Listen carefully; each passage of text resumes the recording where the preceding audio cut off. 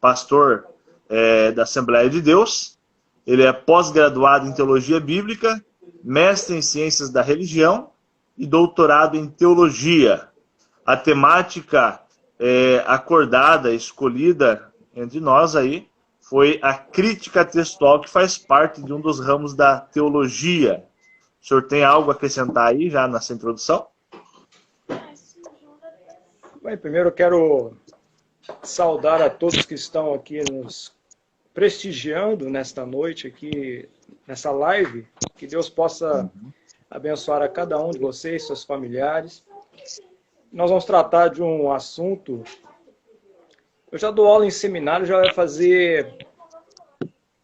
faz 20 anos, mais de 20 anos, quase 30 anos já, 29 anos já faz que eu dou aula em seminário.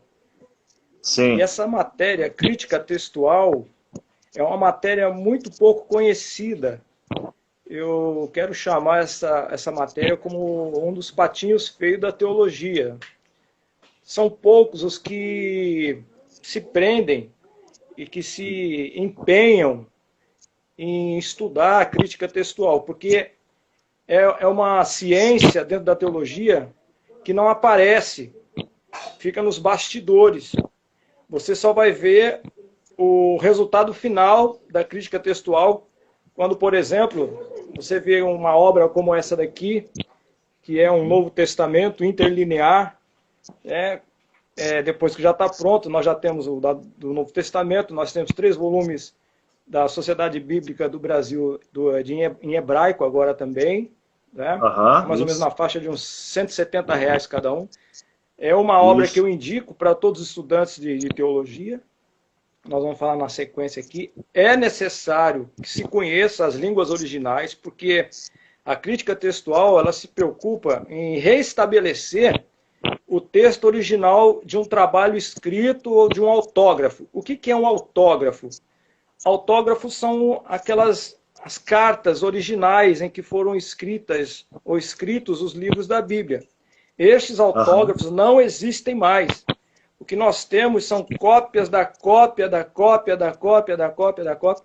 Então, a crítica textual ela tem um trabalho exatamente de resgatar, né, o sentido do texto, ou o texto, ou fazer novamente uma montagem do texto, pegando um fragmento de uma cópia, de um outro achado que foi feito, fazendo comparações, e vendo quais deles são aqueles que se encaixam dentro daqueles escritos mais antigos que nós temos, né, os mais relevantes, de onde surgiram hoje, falando do Novo Testamento, aquela chamada nossa tradução, que é a Almeida Revista e Corrigida, Fiel, tem a Corrigida e tem a Fiel, que é da Trinitariana, né? Que é o texto mais, vou dizer, o mais original, mas é a melhor tradução, né? Então, nós temos no Antigo Testamento esses escritos aí que foram juntados por Erasmo de Roterdã no século XVII, né? E já do Antigo Testamento temos também alguns manuscritos que são base para nós hoje, que estão inseridos na Almeida Revista e Corrigida, que são os chamados manuscritos massoréticos. Tem o Códice de São Petersburgo, tem um também chamado Códice Alepo, que são do ano mais ou menos 10 depois de Cristo. Mas temos outros, tem o texto massorético, né? Tem o Pentateuco Samaritano, temos a Septuaginta. Septuaginta foi a tradução do hebraico, do Antigo Testamento, do hebraico para o grego. Isso aconteceu no século 3 e 2 a.C., que foi exatamente quando os judeus estavam inseridos já na cultura grega e já não tinham tanto conhecimento da língua hebraica. E os que viviam ali na Alexandria foram... a tradição diz que 72 senhores, né, estudiosos da Bíblia, chamados de rabinos, né, sábios rabinos, 72 se reuniram para fazer essa tradução do hebraico para o grego. Em princípio, que se tem notícia foi feito do Pentateuco, que são os 5 primeiros livros do Antigo Testamento, né? Gênesis, Êxodo, Levítico, Número e Deuteronômio, e mais à frente de todo o Antigo Testamento. Tá bom? Temos a versão siríaca, temos os Targums, né? Os Targums são traduções, são escritos da língua aramaica que nós temos também.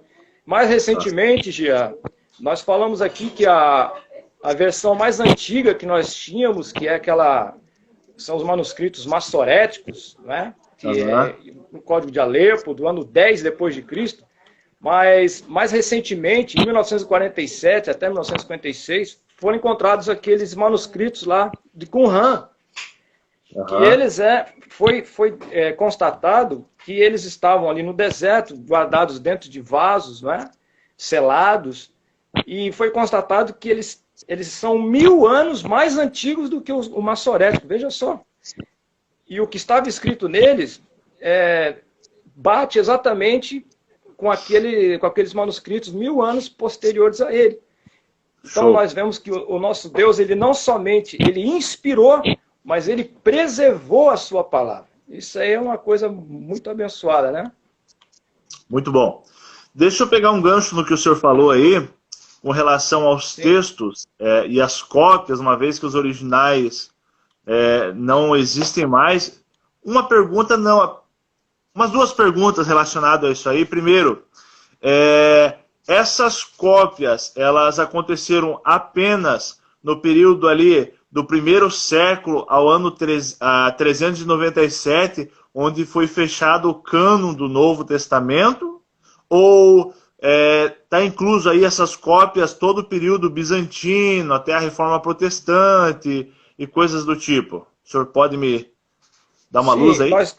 As mais antigas do Novo Testamento que nós temos, elas remontam do século 3, 5, mas as que o Erasmo de Roterdã ele se utilizou para fazer o seu Novo Testamento são aquelas do chamado os escritos bizantinos.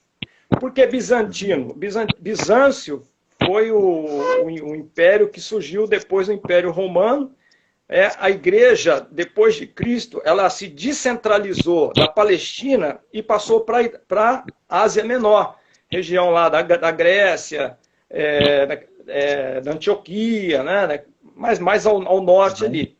Então, a igreja, o foco da igreja se deslocou de Jerusalém para a Ásia Menor. Tanto é que nós temos lá em Apocalipse as cartas às 7 igrejas da Ásia, né?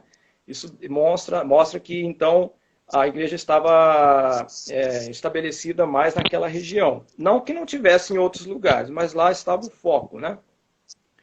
E, então, pelo fato de a igreja ter se estabelecido lá, então lá onde se predominou o maior número de cópias e de escritos foi no período bizantino, que também tem a chamada família 35, né? Agora nós temos também os escritos alexandrinos, mas os escritos alexandrinos foram desconsiderados, por quê? Porque, segundo a história, né, nós não temos relato de nenhum discípulo ter ido evangelizar no Egito. Então, foi constatado que muitos daqueles escritos lá da Alexandria eram heréticos. Então, mais um motivo pelo qual deve se considerar os escritos os bizantinos. Certo. Deixa eu fazer a segunda pergunta ainda relacionada a esse gancho que nós pegamos aí que o senhor falou sobre originais e cópias, né? Algumas pessoas usam a base de Mateus, capítulo 28, que Jesus vai dar ordem expressa aos discípulos e também os apóstolos, né, a igreja, que fossem e pregassem a todo mundo, ensinando, fazendo discípulo. Eles veem nesse versículo uma base para fazer a tradução, né, e fazer as cópias para outras línguas. Claro que nós vamos chegar ainda com relação ao conteúdo tradução, né? Mas o senhor vê base nisso aí? Essas cópias, elas carregam uma autoridade inspirada ou apenas derivada? Olha, Jé, como nós dissemos no início,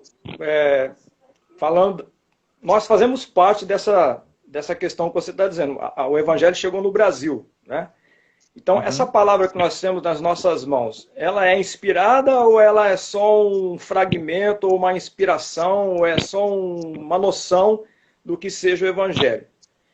Quando Jesus disse, errais, não conhecendo as Escrituras nem o poder de Deus, e também ele diz, examinai as Escrituras, pois são elas que de mim testificam, Jesus não estava falando do Novo Testamento, que não existia ainda.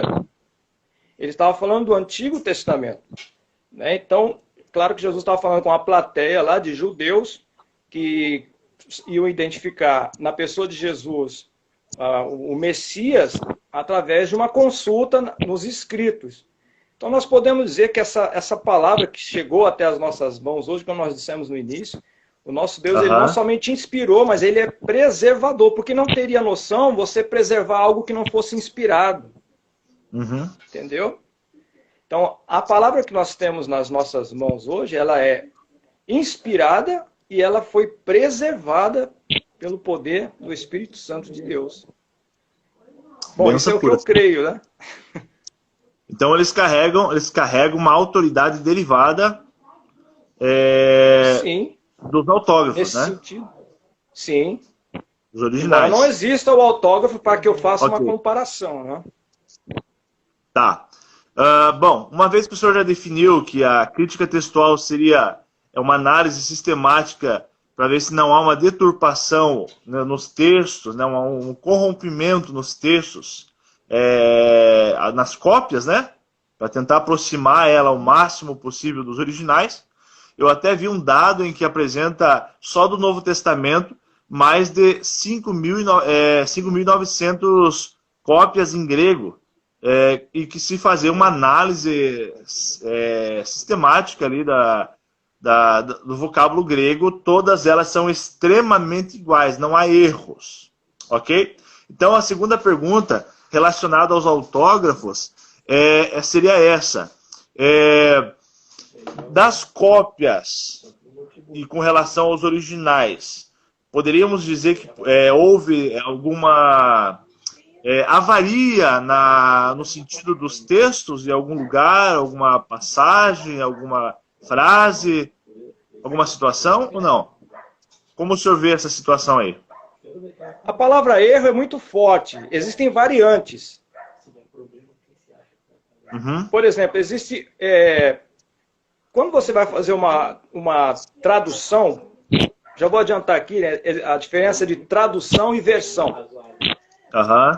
Uma tradução é quando você pega um texto de uma língua estrangeira e passa para a sua língua nativa, que é o português, no caso, que é a nossa língua nativa.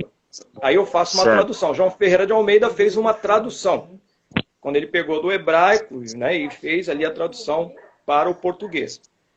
Já uma versão é quando você pega alguma coisa que já está traduzida em outra língua e passa para a sua nativa. Entendeu?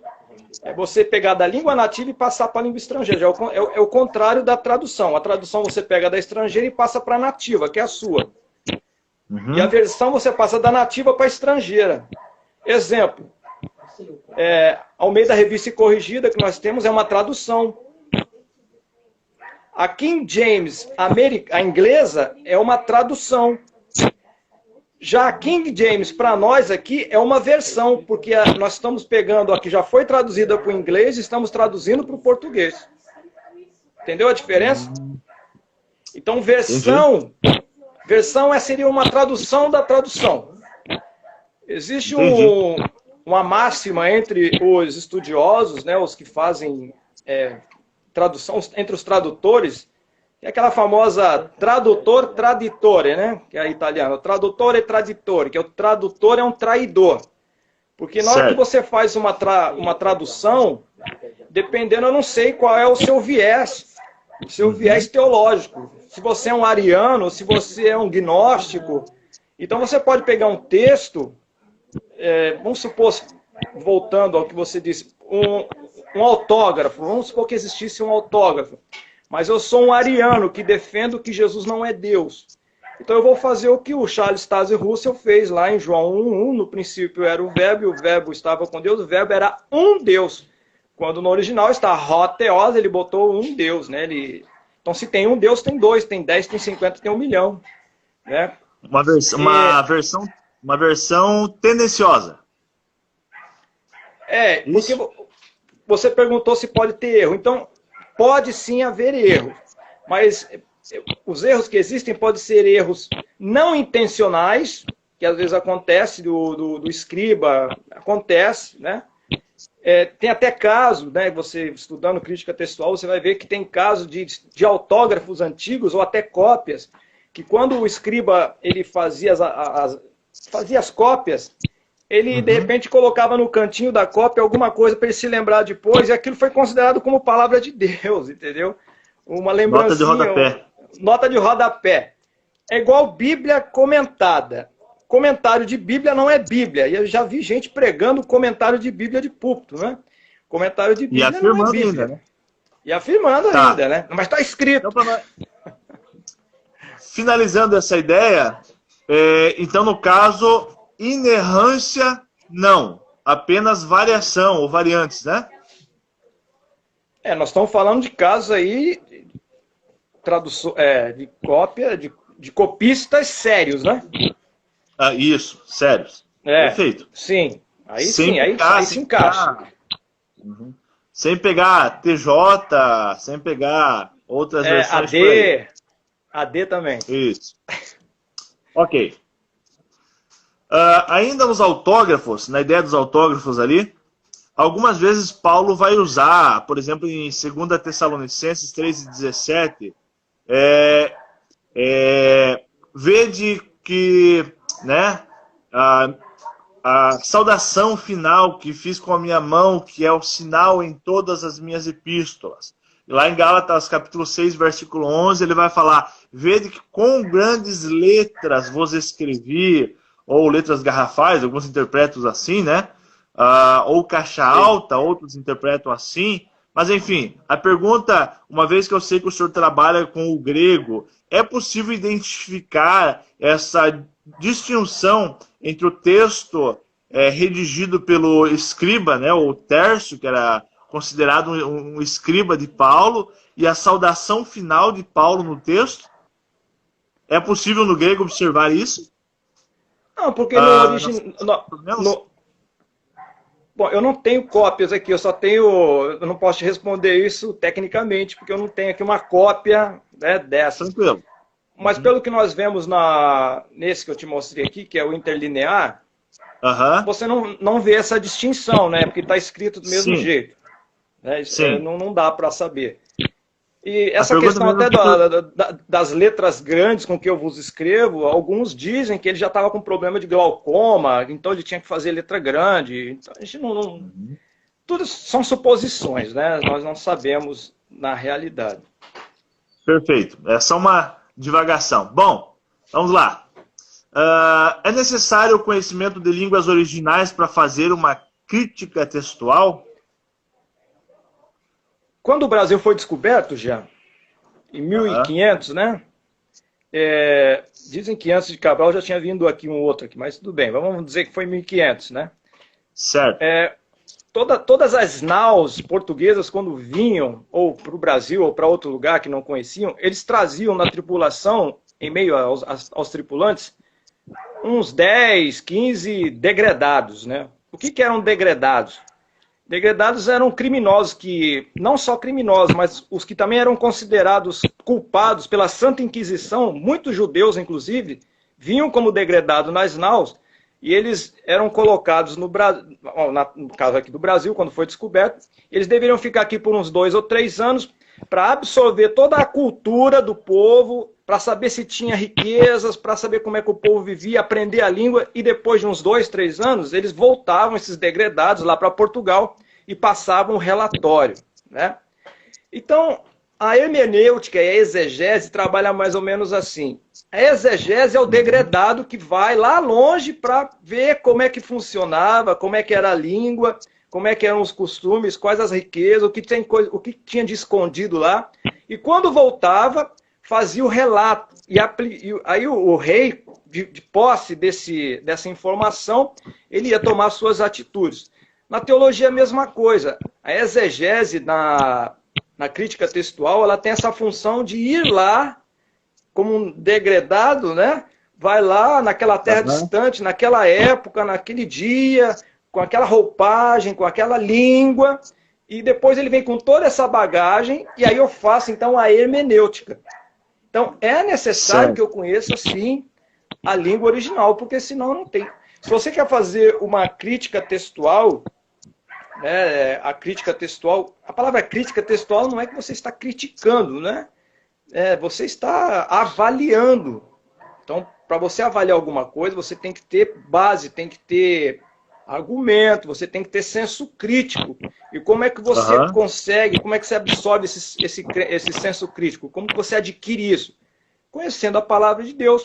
Por isso que o apóstolo Paulo fala para Timóteo que ele deve manejar bem a palavra de Deus, procura apresentar-te aprovado como um obreiro que não tem que se envergonhar e que maneja bem a palavra da verdade. Então tem que conhecer a língua original.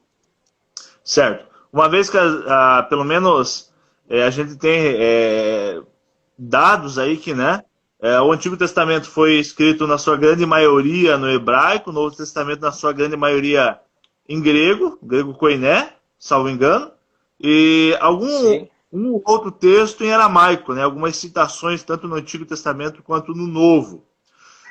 Bom, como entender isso? Como aplicar essa afirmativa a uma pessoa mais simples, que ela não tenha o domínio da língua original. Ele não domina o hebraico, ele não domina o grego. Por exemplo, hoje existem aplicativos, né? Bíblias Strongs. Ajuda. Certo? Então, é possível fazer uma crítica através desse mesmo interlinear que o senhor mostrou aí, através do interlinear, através de um aplicativo, através até mesmo da versão aportuguesada, João Ferreira de Almeida, que nós temos aqui, ou a tradução, né? O senhor entende que é possível ou não? Jean, tem muitas coisas que devem ser levadas em consideração. Não é só a língua que você tem que conhecer. Por exemplo, se você vai fazer uma crítica textual de Jeremias, por exemplo, você tem que saber para quem que ele estava falando, a época, qual era a sua mensagem, qual era o tipo de recepção da mensagem que ele tinha, quanto tempo ele ficou pregando, ele teve sucesso no que ele fez. Então você veja que a crítica textual é muito complexa, é muito profunda e muito instigante também, porque a gente quando começa a fazer, a gente que gosta, né, de estudar a palavra, de mergulhar nessas coisas, nesses mistérios bíblicos, né? Então, de posse desse conhecimento teológico, que é muito importante, e da língua, você vai muito mais longe. Não que você não possa fazer, tendo um conhecimento preliminar da língua, você já pode começar a fazer sim. Com certeza. Ok. Eu vou... claro, com cuidado, fazendo essa crítica com um certo cuidado. Eu também vejo... bastante... Aí vai uma crítica pessoal, né? Da minha parte, a algumas pessoas que estão tendo acesso a conteúdo hebraico, grego, e aí por também não ter o domínio, acaba também criando interpretações. Então é dificultoso. Eu tive vamos lá. Só para ilustrar isso que você está dizendo, eu tive um desgosto, uma certa vez, que eu ensinei grego para uma turma de alunos da minha... Eu dava aula, né? E um desses alunos, ele se mostrou assim, bem empenhado em aprender e aprendeu bem. Só que ele usou tudo aquilo que ele aprendeu para aplicar numa heresia que hoje ele está vivendo aí, entendeu? E isso me deixa triste, né? Porque ele usou um conhecimento para o mal, deu um tiro no pé. Mas a gente não tem culpa, né? Isso aí é um caminho que ele escolheu, infelizmente. Né? O mesmo sol que amolece o sabão endurece o barro, né? Pastor Armando, deixa eu apresentar dois textos aí que para muitos é desconhecido essa situação e só se torna claro dentro da crítica textual. Primeiro, com relação à declaração da mulher de Jó. Nós temos o texto, a declaração da mulher de Jó, né? Em Jó capítulo 2 e versículo de número 10, onde na nossa tradução, ela está dizendo para Jó que amaldiçoasse a Deus e morresse, certo? E um segundo texto é relacionado à mulher de Ló, com relação a ela olhar para trás e se tornar uma estátua de sal. O senhor poderia fazer uma análise para nós com relação a essas duas passagens? Pois não. Uma observação com relação aos originais? São duas passagens que, principalmente a de Jó, né? Amaldiçoa teu Deus e morre. Há um problema aí nessa tradução, porque jamais a mulher de Ló poderia dizer para ele amaldiçoar a Deus e morrer, né? Tanto é que o que está escrito no original não é amaldiçoa, é abençoe a Deus e morra, né? Que também seria uma loucura. Mas nós temos que entender que a colocação da palavra, aí vai a questão da exegese. Você tem que voltar lá naquela época a saber que Jó é o livro mais antigo da Bíblia. Vamos entender o que ela quis dizer. Abençoe a Deus e morra. Seria tipo, agradeça a Deus por tudo que aconteceu até agora e você já está pronto para morrer.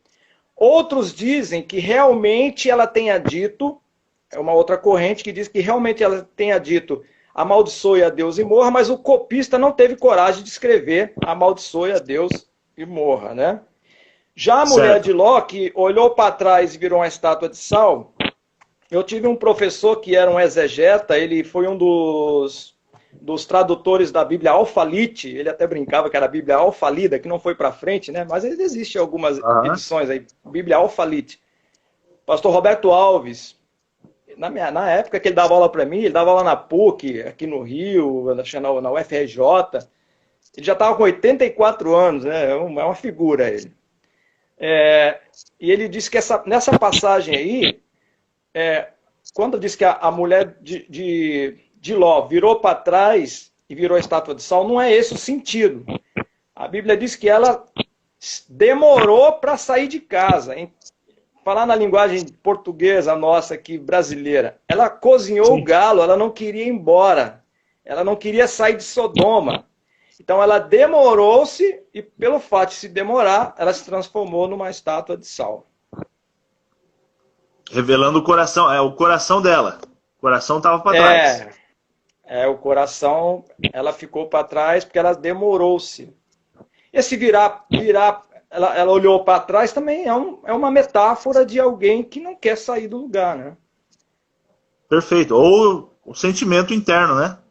O sentimento interno. É igual são as duas noras de Noemi, a Ruth foi com ela e a Orfa. Inclusive, Orfa significa nuca, ou aquela que vira as costas. E ela voltou para o seu povo e para os seus deuses, lá no livro de Ruth. Interessante. Quando o senhor falou com relação à mulher de Ló, eu lembrei de Moisés, né? Ele coloca a mão no peito, tira em lepra, né? Depois coloca de novo. Tá certo? Tem umas coisas muito interessantes, Jean, que você só vai aprender quando você estudar crítica textual e as línguas originais. Você quer uma coisa interessante? Quando Abraão pediu para o servo dele fazer um juramento e segurar... A Bíblia nossa, o João Ferreira de Almeida, por ser... Ele era muito casto, ele se reservou de usar uma palavra mais forte. Ele usa, então, um eufemismo. Quando o Abraão diz assim para o mancebo Eliezer, coloca a sua mão debaixo da minha coxa, porque ele havia pedido para o menino jurar que ia na parentela dele buscar uma noiva, a Rebeca, para o Isaac. Ele falou, não, eu vou, então vem cá, dá tua mão e bota debaixo da minha coxa e faça esse juramento. E lá no Oriente é costume, quando se faz um juramento, ou se fazia na época, né? Não era botar a mão embaixo da coxa. Na realidade, ele tinha que segurar o órgão genital do Abraão. Ele segurou os órgãos genitais de Abraão, que tinha também um significado do seguinte: se você não cumprir a promessa que você fez, a minha semente vai vingar você. Perfeito. Mas aí na nossa tradução está um eufemismo, né? Tá, bota a mão debaixo da minha coxa, que ia ficar uma coisa meio... É possível provar essa tese baseado no texto de Êxodo. Êxodo capítulo 1, quando o texto diz que da coxa de Jacó, os que desceram para o Egito foram 75 almas. Então, se for ver, então, lá em Cantares de Salomão, então, nem se fala. Tá certo. Pastor Armando, nós precisamos correr por causa da hora.